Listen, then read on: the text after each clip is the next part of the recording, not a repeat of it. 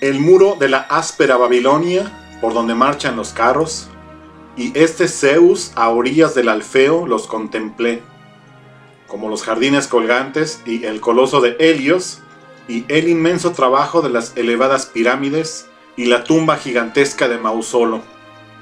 Pero cuando divisé el templo de Artemisa que se alza hasta las nubes, las otras maravillas fueron eclipsadas. Dije, aparte de en el Olimpo, el sol nunca pareció tan grande. En apenas 8 líneas, el poeta Antípatro de Sidón, del siglo II a.C., reúne en este poema las obras más admirables de su época: los muros y jardines de Babilonia, la estatua del dios Zeus en Olimpia, el coloso de Rodas, las pirámides de Gizeh, el mausoleo de Halicarnaso y el Artemision de Éfeso. Tan solo habría que añadir a la lista al faro de Alejandría para enumerar las canónicas 7 maravillas de la antigüedad. De este modo, sin haberlo previsto, Antípatro dio inicio a la carrera de un mito que trascendería los siglos. La lista formó parte de la sabiduría popular en época romana. Algo más tarde aparecieron tratados como el atribuido a Filón de Bizancio o los escritos por Gregorio de Tours, que discutieron las excelencias de cada monumento y posteriormente sirvieron de inspiración a los artistas del Renacimiento. La mística de las 7 maravillas comienza por el número de obras seleccionadas. Son 7, como 7 fueron los sabios de Grecia y las colinas de Roma en la pagana antigüedad. 7 son los pecados capitales en la religión cristiana. Forman una lista que puede parecer al principio arbitraria: 2 estatuas de culto, 2 tumbas reales, unos jardines, una atalaya y un templo. Sin embargo, gracias a la popularidad de esta lista, se denomina colosal a todo aquello de desmesuradas proporciones, tal como se creyó que era el llamado Coloso de Rodas, o mausoleo a las lujosas tumbas de grandes personalidades en recuerdo a la que el rey Cario Mausolo construyó en Halicarnaso. Y todos los faros se llaman así desde el primero que se levantó en la isla de Faros en Egipto. Este es un breve recorrido por las 7 maravillas del mundo antiguo. Los jardines de Babilonia. De las 7 maravillas, la que adquirió un halo más legendario fueron los jardines de Babilonia. Los autores griegos imaginaron que se trataba literalmente de jardines colgantes. Un tratado sobre las 7 maravillas atribuido a Filón de Bizancio dice: el llamado jardín colgante, con sus plantas por encima de la tierra, crece en el aire. Las raíces de los árboles forman un tejado sobre el suelo. Hay columnas de piedra bajo el jardín para sostenerlo, y toda la zona bajo el jardín está llena de las basas talladas de las columnas. En realidad, se cree que el jardín creado por Nabucodonosor II en el siglo VI a.C. estaba dispuesto sobre terrazas elevadas de piedra, rodeadas por una muralla en la que el rey ordenó plantar toda clase de árboles frutales que eran regados con un sofisticado sistema de acueductos. El Coloso de Rodas. La estatua de Helios en el puerto de Rodas, hecha en bronce y que conmemoraba la victoria de los rodios sobre las tropas de Demetrio Poliorcetes, pasó a la historia por sus extraordinarias dimensiones. Filón la recordaba de este modo: quizá Zeus derramó maravillosas riquezas sobre los rodios precisamente para que pudieran honrar a Helios, erigiéndose una estatua desde la tierra hasta los cielos. Poco a poco el escultor realizó sus sueños.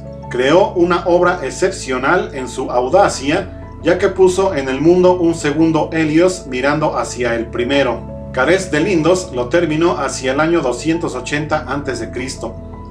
Al parecer, no fue la única estatua monumental de la isla. Según Plinio, había otras 100 grandes esculturas. Hoy se cree que estuvo situado en tierra firme y con las piernas juntas, Un sismo lo derribó en el año 226 antes de nuestra era. El faro de Alejandría. La más útil de las 7 maravillas fue, sin duda, el faro de Alejandría. También fue una de las que más tiempo se mantuvo en pie. En 1326, el viajero árabe Ibn Battuta vio una de sus caras en ruinas. Es un edificio cuadrado muy alto y su puerta está por encima del nivel del suelo. Situado sobre un montículo elevado, está a 3 millas de la ciudad sobre una larga lengua de tierra. Gracias a estas descripciones y a imágenes antiguas, se conoce bien la estructura de este edificio situado en la isla de Faros. Ptolomeo II lo encargó al arquitecto Sóstrato de Gnido y se levantó entre 285 y 247 a.C. Medía 134 metros de altura y estaba construido con bloques de mármol ensamblados con plomo. En lo alto, un gran espejo metálico reflejaba hasta a 50 kilómetros de distancia el sol durante el día y la luz de una gran hoguera por la noche. El Zeus de Olimpia. Si Mesopotamia tenía los jardines de Babilonia y Egipto las pirámides, la maravilla que representaba a los griegos era la estatua de Zeus en el santuario de Olimpia. Filón de Bizancio escribía: mientras solo nos admiramos entre las otras 6 maravillas, nos postramos reverentes ante esta, porque la ejecución de la obra es tan increíble como la imagen de Zeus es sagrada. La obra provoca alabanzas y la inmortalidad homenaje. Fidias la concluyó en el 432 a.C. Medía 13 metros y estaba situada en la cela, la parte más sagrada del templo. El geógrafo Pausanias escribió en el siglo II: el dios hecho de oro y marfil está sentado en un trono. En la mano derecha sostiene una victoria. En la izquierda se ve un centro decorado con toda clase de metales preciosos. Las sandalias también son de oro, lo mismo que sus vestiduras. Mausoleo de Halicarnaso. El soberbio sepulcro que Mausolo, gobernante de la provincia persa de Caria, al sureste de Turquía, erigió en Halicarnaso hacia 350 a.C., fue una de las obras más admiradas del mundo antiguo.